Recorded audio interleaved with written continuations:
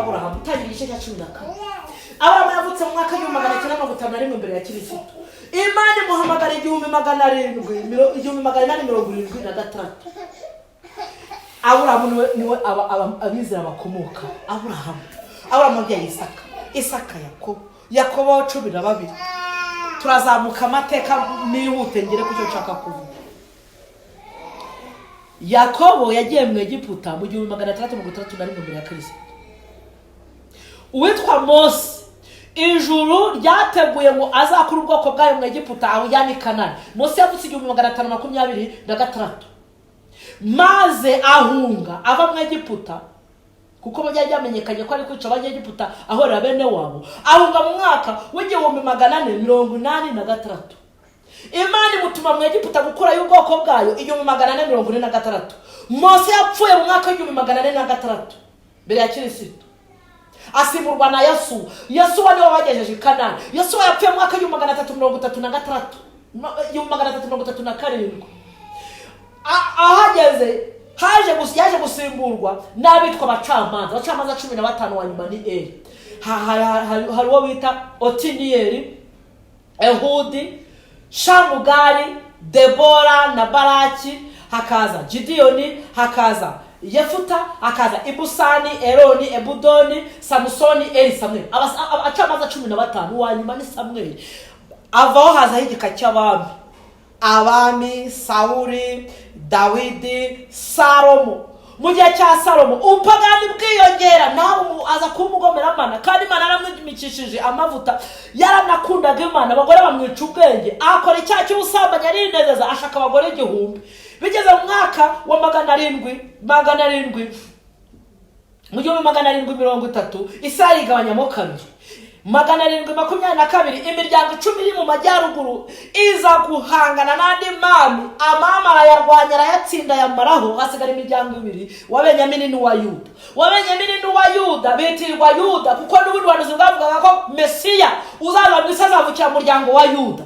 Bitirwa Yuda bitwa Abayuda. Imiryango 2 iyobowe na Rehobowamu mu majyepfo.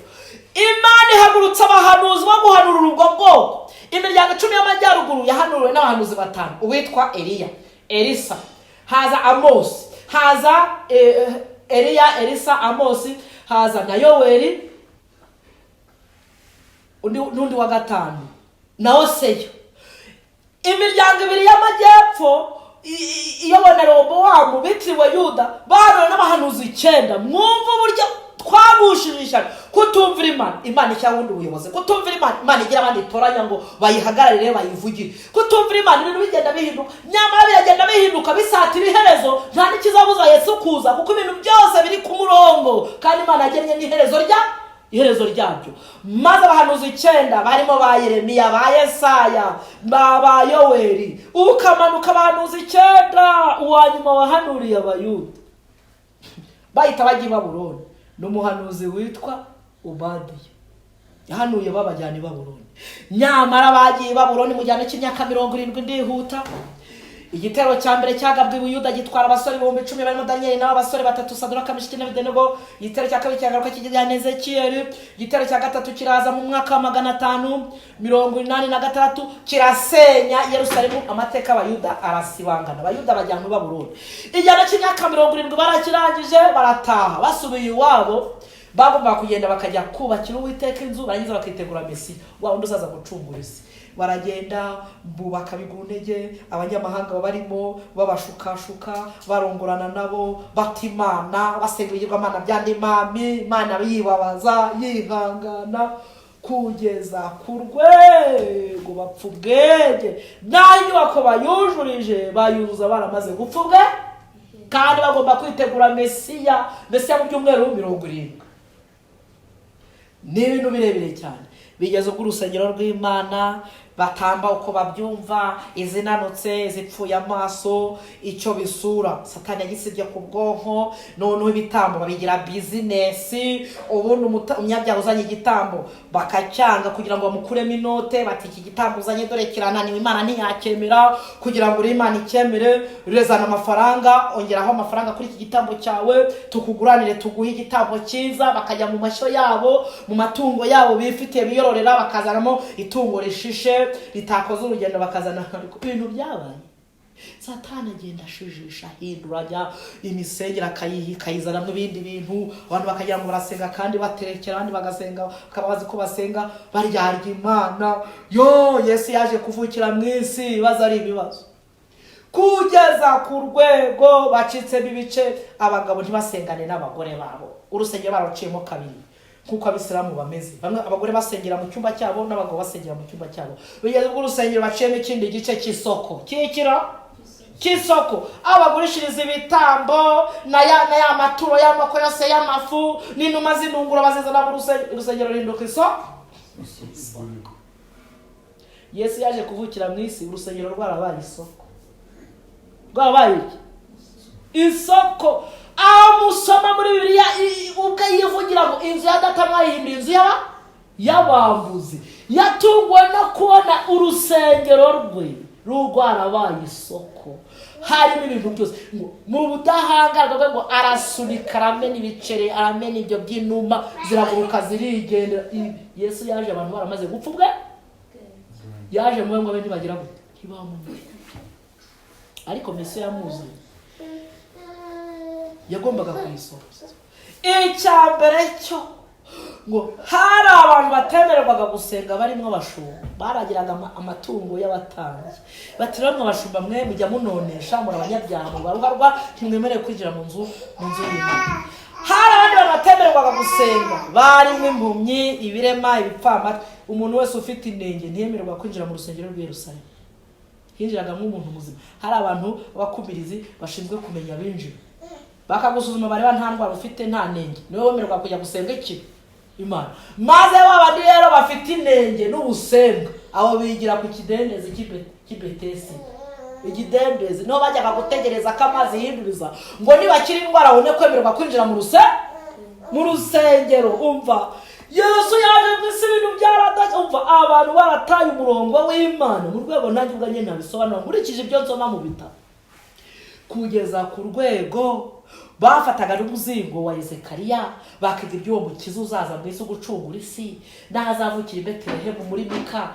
Byose babisoma barangiye bati azavukira azavukira ubutambyi. Bati sungu umuntu uzamubyara n'indi. Abatambyi bategura abakobwa babo ngo Imana izitangiriza umukobwa uzabyara umucunguzi.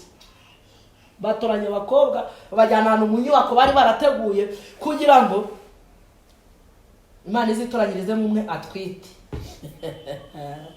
Abakobwa beza bariye bambaye neza bisize ngo bashyira muri iyo nzu. Abakobwa rero ngo bose bari baratoranijwe, noneho ngo n'abaturuka mu bwoko bw'Abayuda nabo bamwe bari barazanye abakobwa babo. Uko bitinda ngo abakene bakabirukana, uko bitinda ngo ntabwo Imana yavuka ngo bavanze abakire n'abatindi n'abakiri. Abakene bose barasezererwa na Mariya bigenderamo. Mariya mu bakobwa batoranijwe bagomba kujya gutegereza ko habonekamo uzatwitire umucunguzi. Ari mu basezerewe Mariya. Ngo Mariya bakimusezerera ngo yagiye asenga avuga ati Imana, n'ubundi njyewe umuryango wanjye ntabakene, nanjye nta sura nziza, ndabona abakobwa benshi baduta ubwiza. Icyakoze Mana, ndakwinginze uwo ari we wese uzatoranya akabyara umucunguzi, uzamfashe wenda ngiye nzamubere umuboyi, nzamubere umurezi. Ijuru ryumvishe iryo sengesho rye, ari awe ryihera amahirwe ngo niko kubonekerwa na Gaburiyeli. Ahita amubonekera, anamubonekera mu gihe yari yararambagijwe n'umugabo witwa Yozefu. Yozefu yari yarapfakaye asigarana abana, yari yararambagije rero Mariya ngo azamwishumbushe. Arangije rero batari bana Marayika aramubonekera, urahiye ugiye kuzabyara umucunguzi. Bikamera bite ko ntararyamana n'umugabo? Akireka imbaraga z'Imana zizakuzaho utwite mu buryo bw'ishobora byo. Iryo banga ribika ku mutima, aracacaka. Ba bakobwa b'abatambyi bari mu nzu bategereje ko uzatwita baraheba. ngo abana ngo bariye ngo bwacyaga mu gitondo ngo ababyeyi baza kubaza ariko umubyeyi akabaza umwana w'umukobwa, umwana ngo urumva se munda nta kirahinduka, ngo nase ngo urya neza, kuko bazi ko umugore yatwise ahurwa, ngo bagura ijoro sinari ngo ndumva munda yo mwana wawe nawe wasanye, bagategereje ko bikoze imihango ikaza. Habaye ibintu umva ntabwo ijoro ryari gukorana nabyo. Imana igiye gukora icaha abantu batatekereza gutya. Imana igiye gukora ikora ibirenze by'abantu batekereza. Yibwiye mu bwenge Mariya abitse ku mutima, igihe kirageze, inda yinjiye, imaze kwinjira arabyumva, ibigezo byo gusoma arabyumva, abikiba iyo yibeshya akabitangaza. Yari guhura n'ibiba zenga abantu b'Imana bagomba kugira ibanga. Ntabwo iby'Imana ikubwe byose ari ngombwa kubivuga. Hari igihe ubivuga ukaba wihaye Satani n'abadayimoni. Ryari ibanga rye n'Imana. Iyo abatanga baza kubimenya bari kwiturumbura, urumva kuko abatanze amahirwe kandi abana babo bahari ari beza, araribika, igihe kiragera rirakura, igihe kiragera iranagaragara, bitagira guhwisa ko Mariya yasambanye. Yagize ati kari cyari cyo gutererwa amabuye birahwihwishe. Yosefu bimugezeho ko yakunze atwite, arangije ngo yigira inama yo kumubenga rwishwa, niko Bibiliya imbwira. Ashatse kumubenga rwishwa, marayika nawe aramubonekera avuga ati rongora umugeni wawe, kuko idatwite atari umwana w'umuntu, atatwite udasanzwe. Muzamwite Yesu. Mateo 21 navuga uzamwite Yesu ko ari uzakiza abantu be ibyaha bya. Yosefu abika mu mutima, aragenda azana umugore bamwinjiza mu nzu. Umugore Mariya yinjira mu rugo rurimo abandi bana bazi kureba, bazi kugira ngo barebye babona umugore azanye aratwite, bati papa arongoye inda. Yarongoye iki?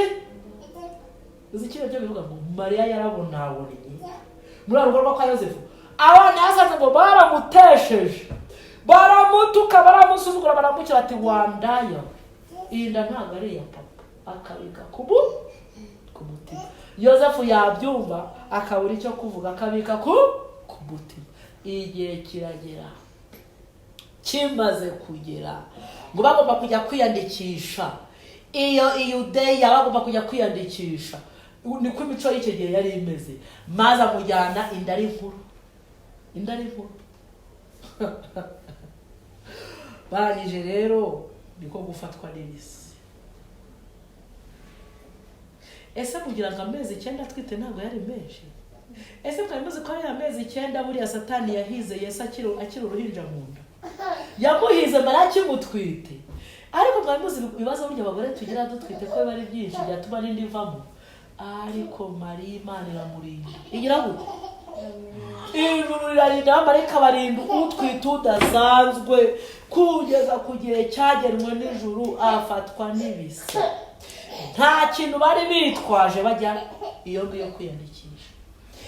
Byageze ubwo ngo bajya kwa muganga, ngo barabahinda, barege Mariya kwasa na Yosefu bati nta cumbi ryanyu riri hano. Ndagira ngo mwumve yuko kugira ngo Imana ize mu isi nayo byarayigoye, kugira ngo ize kubana n'abandi inzira yanyuzemo nayo byarayigoye, kugira ngo agakiza k'umunyabyaha kaboneke byarayigoye, kugira ngo njye nawe tuzabone ubugingo byaheze Imana. Ariko fagitire Imana yarayiye, bihenda Imana irabyishyura, bigora Imana irabyakira, kugeza aho umukiza wacu ashaka avukira arahabura kubera ubugome bw'abanyabyaha. Bafunga umutwe bati ntabwo dushaka. Uri ni Satani mu banyabyaha ati gapfira mu matako, gapfira mu uzi kuba ushaka ubufasha n'ubuntu. Mariya ngo Yosefu abura ko abigenza, amwinjiza mu kiraro cy'inka. Amujyana mu kiraro cy'inka ngo Mariya yise akubita ibipfukamira mu mase. Umukiza wanjye, ahantu yavukiye so twabya. Uri abagore tujya tutanyurwa, tujya tutumva, tujya dukabya, burya dushatse twaca bugufi, kuko umukiza wacu we yavukiye mu kiraro cy'inka. Iyo dushaka kubyara turitegura ibikoresho bihenze, imyenda ihenze, amavarisi, aho tuzabyarira, kubukinga shamburu uzabamo. Umukiza wawe, umukiza wanjye, uwaje kutwitangira yavukiye mu kiraro cy'inka mu masi. ese ikiraro kiramo iki? Si amasese n'amaganga, si umunuko n'isazi zitumba. Aho niho yabonye yabasha kwihengeka ngo amubyare, ngo yahingiye ahita akubita amavi hasi. Yosefu ati mera neza maze mubyaze, uko iby'abana yari abimenyereye. Maze Mariya abyara umukiza wari mu isi, amubyarira mu masi. Nta kenda afite, nta varisi, nta protemanje y'ibiryo, umva nta teremusi y'igikoma muri hafi. We ugize iyo umuntu abyaye kuntu aba ashonje bimbaze. Njyewe njya kubyara byajye protemanje y'ibiryo, teremusi y'igikoma, umva ibise biryanwa namara kubyara ngo ye baba we teremusi n'impaza ya litiro, ntabwo protemanje y'ibiryo ngo mpage. Uzi inzara umuntu afite yamaze kubyara. Umva uburyo umukiza wacu yabonabonye,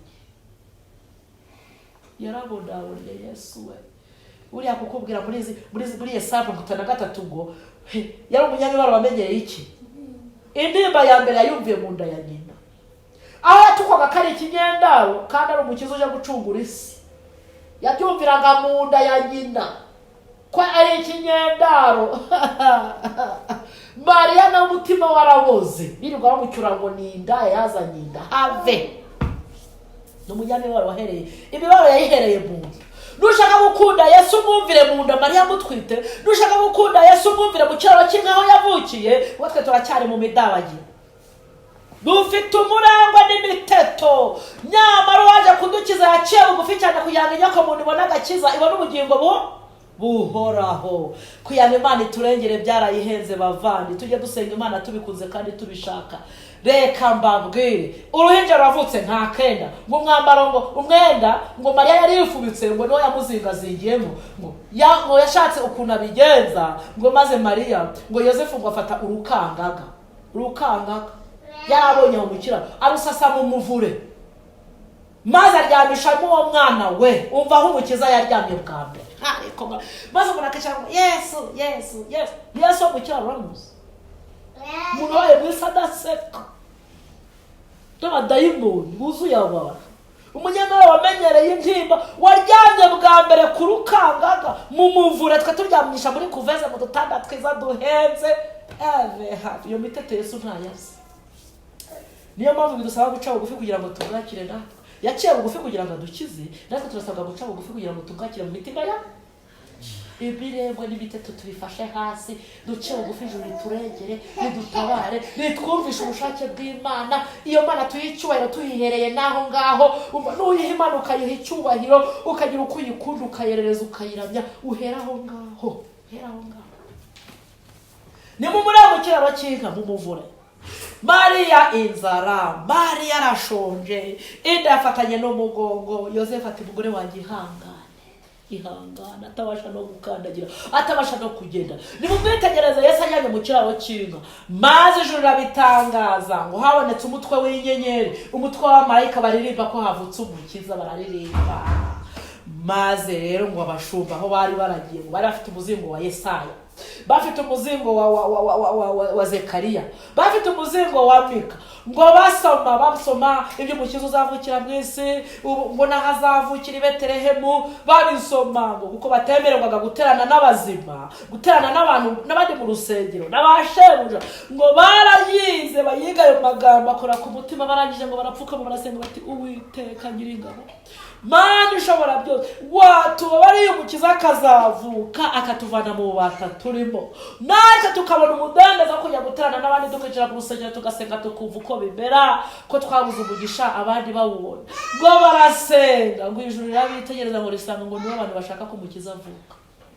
Ngo maze muri wa mutwe w'abamarayika baririmbaga, ngo umumarayika umwe avamo ngo ajya kubiyereka aho bari mu gikumba, intama zabo zibyagiye na ya mizingo bayisoma.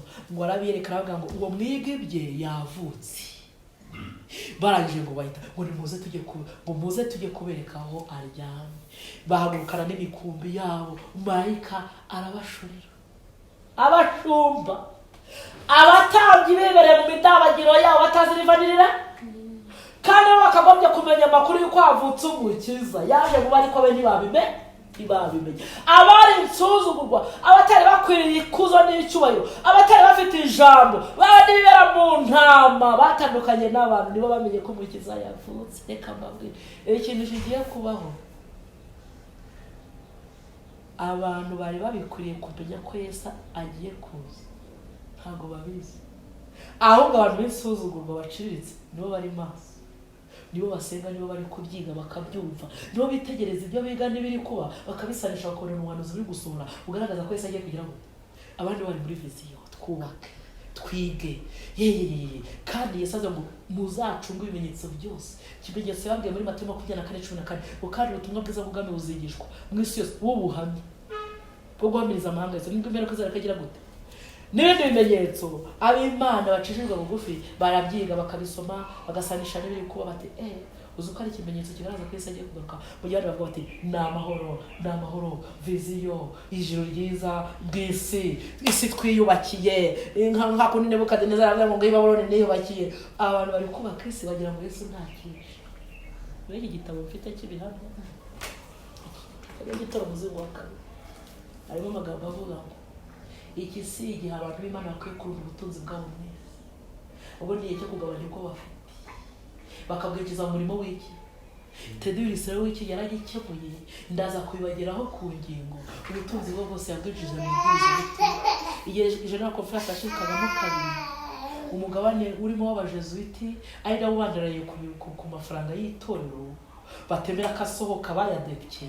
Teddy Wilson nabo n'ikipe bari kumwe ubufaranga bwose bafite babushoye umurimo bivuga ubutumwa. Ayididi barayaborotse kubera abajesuiti aribo bayarizi, kubera inyungu za papa.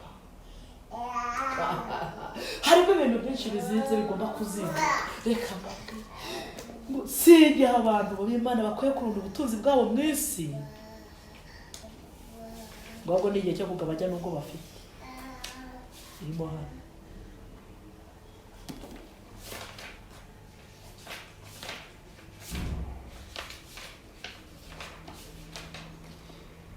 nyamara bagira ngo Yesu ntakishe.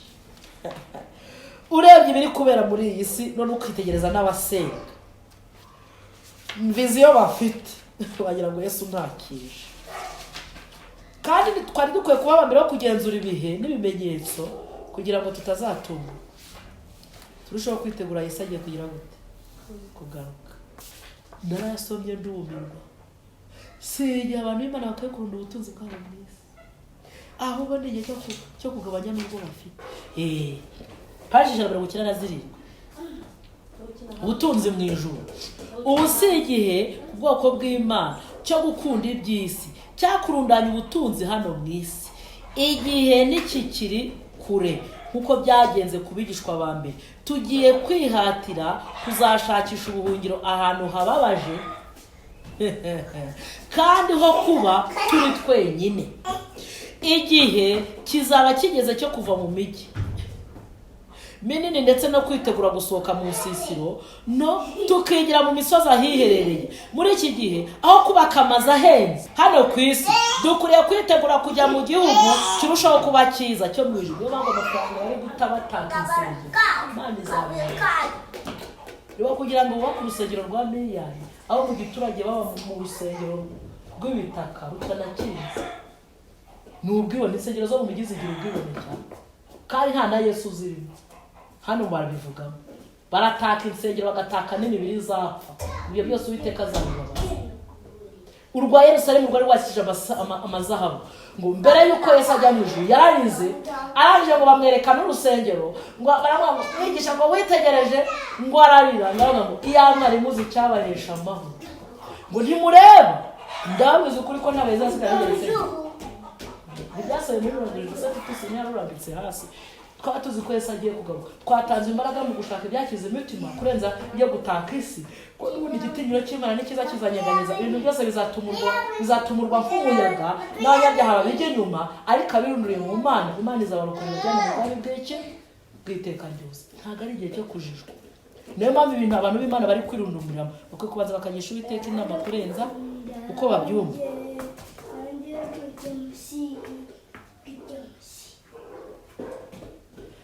Hepfo gatoya ngo aho kubaka amazu ahenze hano ku isi dukwiriye kwitegura kujya mu gihugu kirushaho kuba cyiza cyo mu ijuru, aho kwaya umutungo wacu tunezeza ukwikunda kwacu, ahubwo dukwiriye gukoresha imbaraga tukazigama.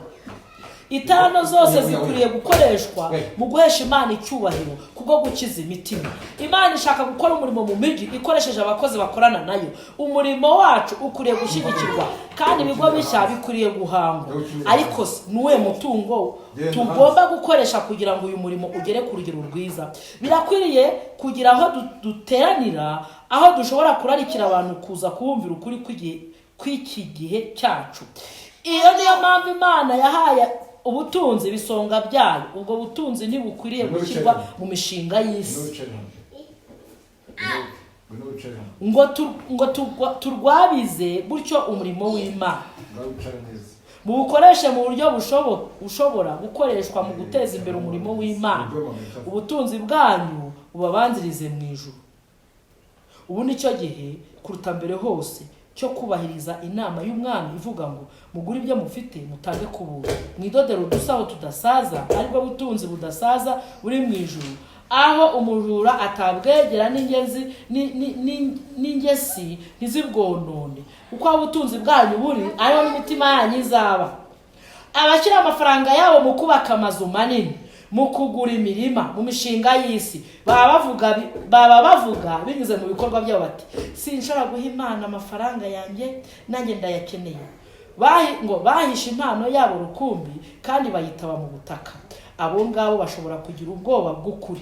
Bene data, Imana ntiyabahaye ubutunzi kugira ngo bubeho budakoreshwa, atari ukugira ngo uhore wifuza ubutunzi cyangwa ngo ubuhishe, ahubwo ni ukugira ngo bukoreshwe mu guteza imbere umurimo wayo no gukiza imitima iri kuzimira. Ubu si igihe cyo gushyira amafaranga y'Imana mu kubaka amazu yanyu ahenze no mu mishinga yanyu ikomeye, mu gihe umurimo w'Imana warwabiye kandi itorero ry'Imana rikaba riri gusabiriza. Ariko bwayo busa n'ubereye aho. Imana ntiyemera imikorere nk'iyo. Mwibuke umunsi uregereje ubwo mugiye kuzabwirwa muti murikira ibyo nakubikije. Ntushobora kugenzura ibimenyetso by'ibihe. Buri kanya gatambuka katwegereza umunsi w'imperuka. Buri mwaka utambuka ushobora kutwegereza cyane bugufi bw'urubanza, bugufi cyane bw'iteka ryose. Ese niko twegera Imana? Ese twiyeguriye amasengesho? Undi mwaka nanone usigaye wo gukora umurimo w'Imana ugiye gutambuka by'iteka ryose. Buri munsi twabanaga n'abagabo n'abagore bagomba kuza mu rubanza. Buri munsi ushobora kubera umuntu runaka umurongo ugaragara utandukanye. Umutima ushobora gufata umwanzuro ugena aho uzahererezwa mu gihe kizaza. Niye mbaraga wagize kuri bagenzi bawe mwagendanaga? Twakoze iki ngo tubazane kuri Kristo?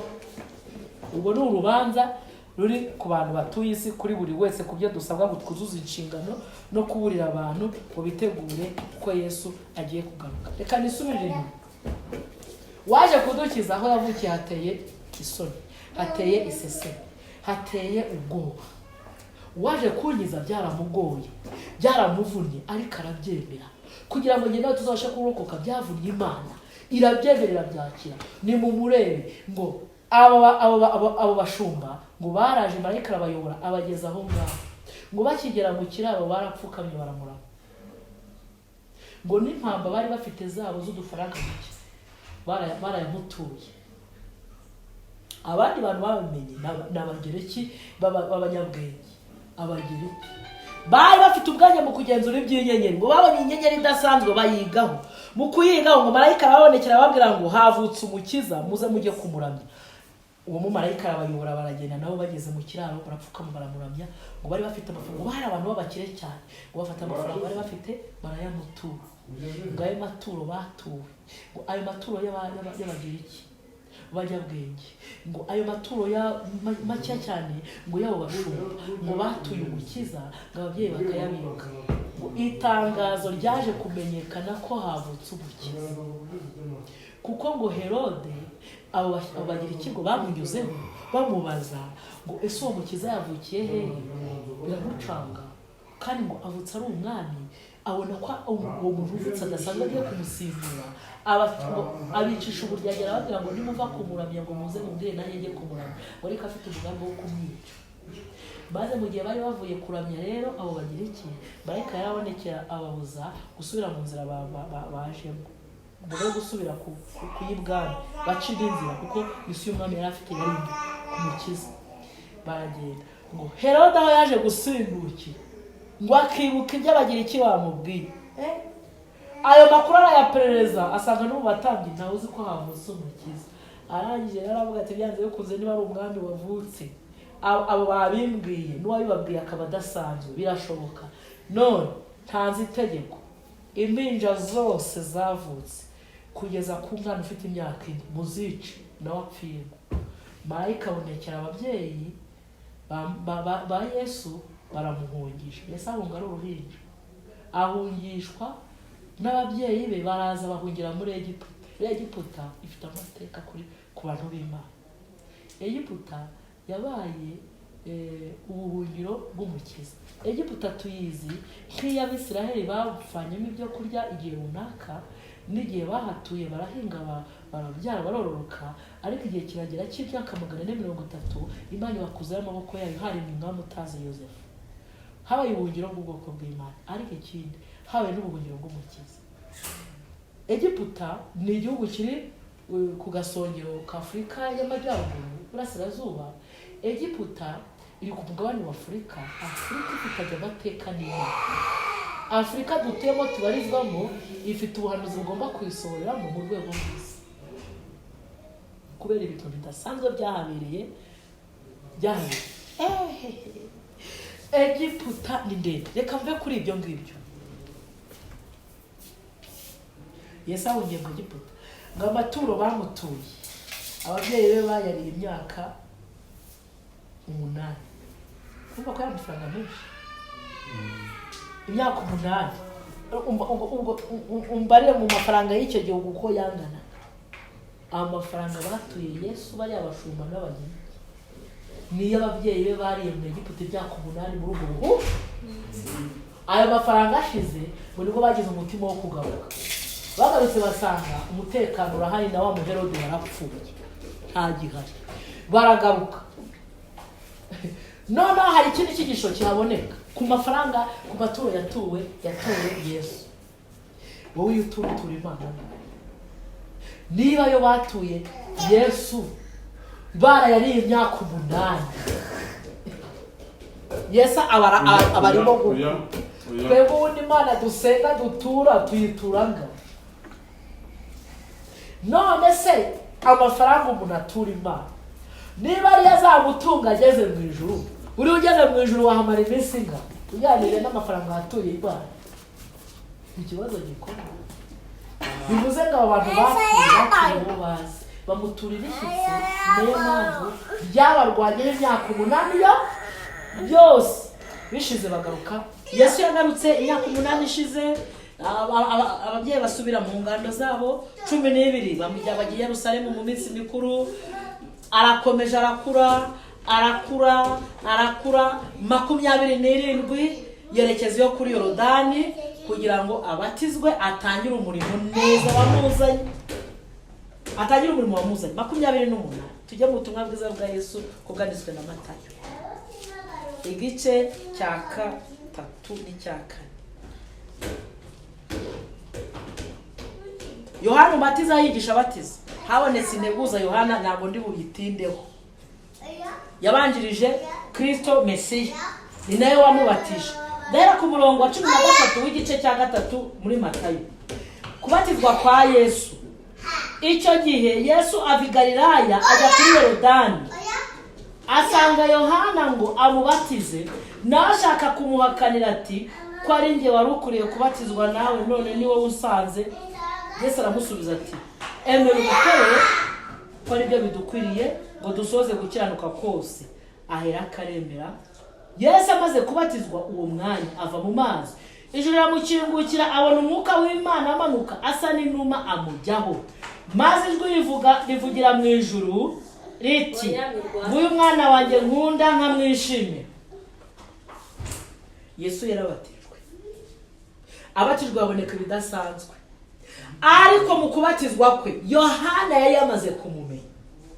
Akimwitegereza azamusatira mbere abandi ngo Yohana yarabigishaga bagatsindwa, yaragize ngo kabatiza mu ruzi rwa Yorodani bavuga ibyaha bakoze mu mirongo ya mbere ibanza.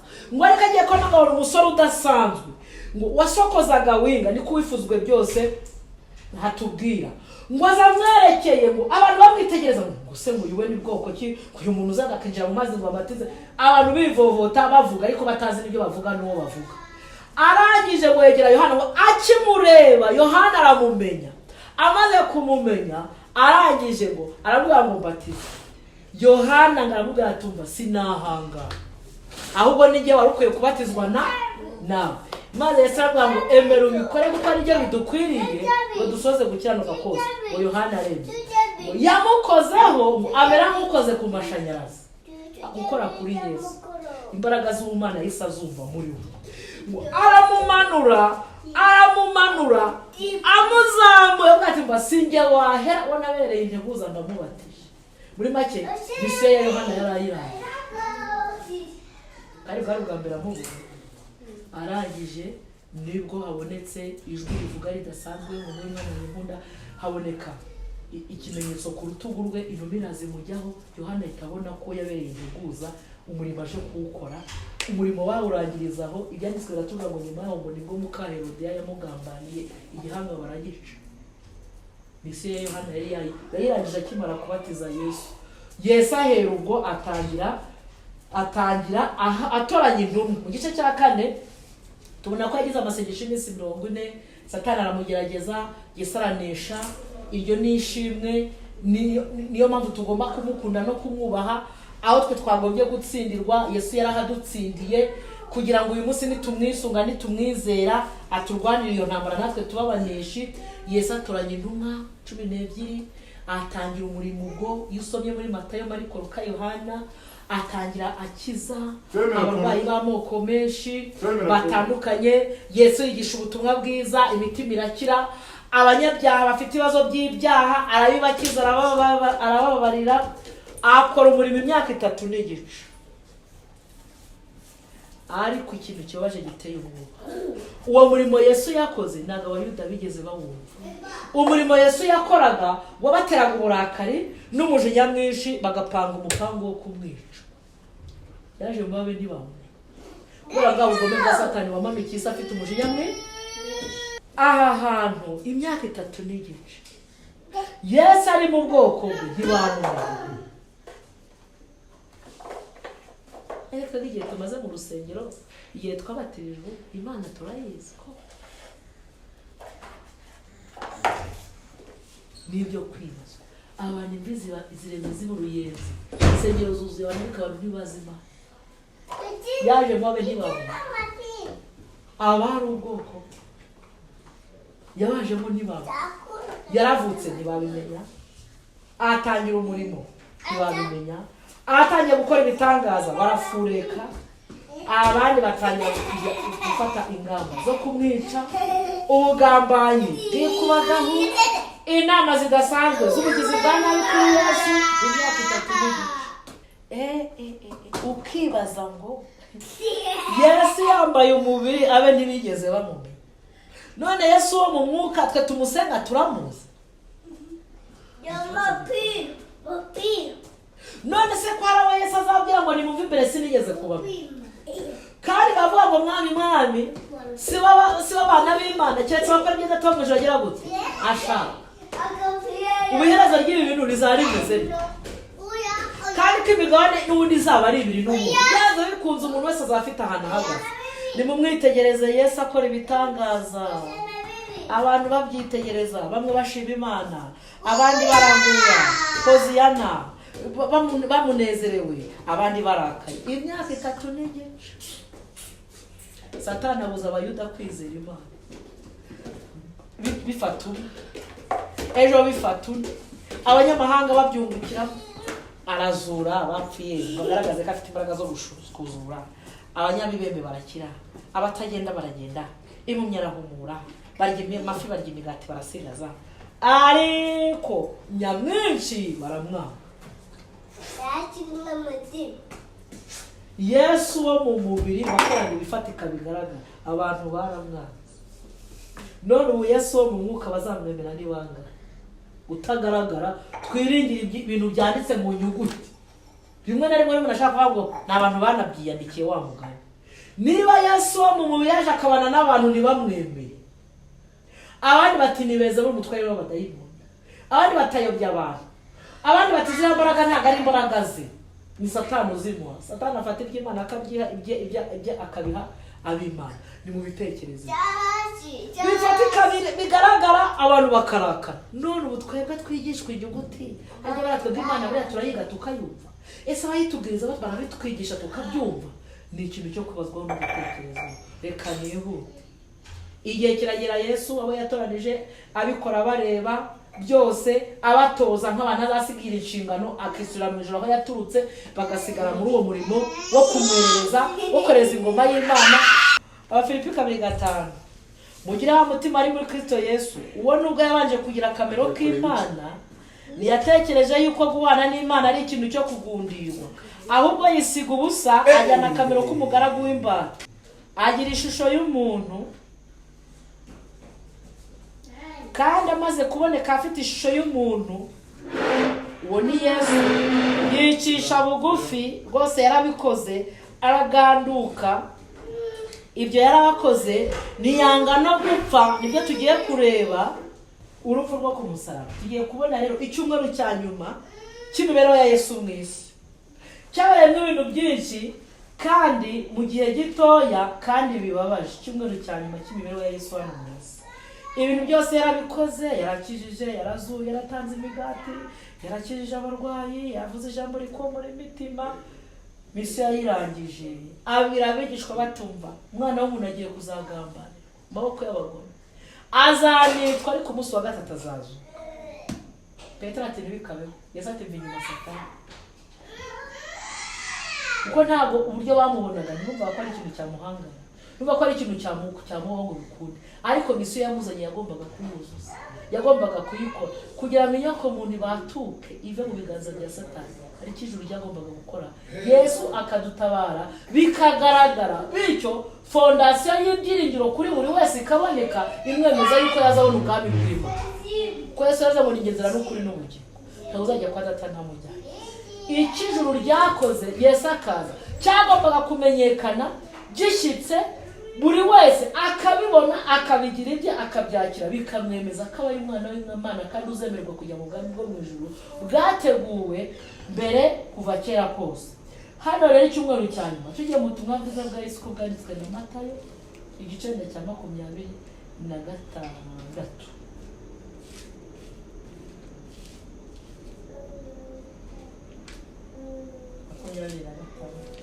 Ibintu byabaye icyumweru cya nyuma.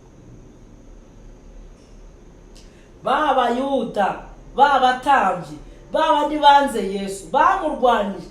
Ibyo yakoraga ntibabihaga agaciro, ahubwo bibatera muri bo kutabiha agaciro ngo bamwemere nk'umukiza. Urwo rwango ruba rwinshi muri bo, bajya inama y'uburyo bamwica ngo bamwikurire. 26 ngo bajya inama yo kwica Yesu. Hirya gato Yesu asigirwa amavuta mu nzu ya Simoni umurebe. Uyu ni Mariya wayamusize, sindi buhatiye. Yuda agurisha Yesu, umwe muri 12, aramugurisha ku biceri 30 ngo yirire inoti. Ati ndamuzi n'undi nibamufata arabaci. Yesu n'abigishwa be basangira ibya Pasika mu cyumba cyo amanyuru. Yarabanje aboza ibirenge, arangije amanyura umutsima ati uyu ni umubiri wanjye ugiye gutanga.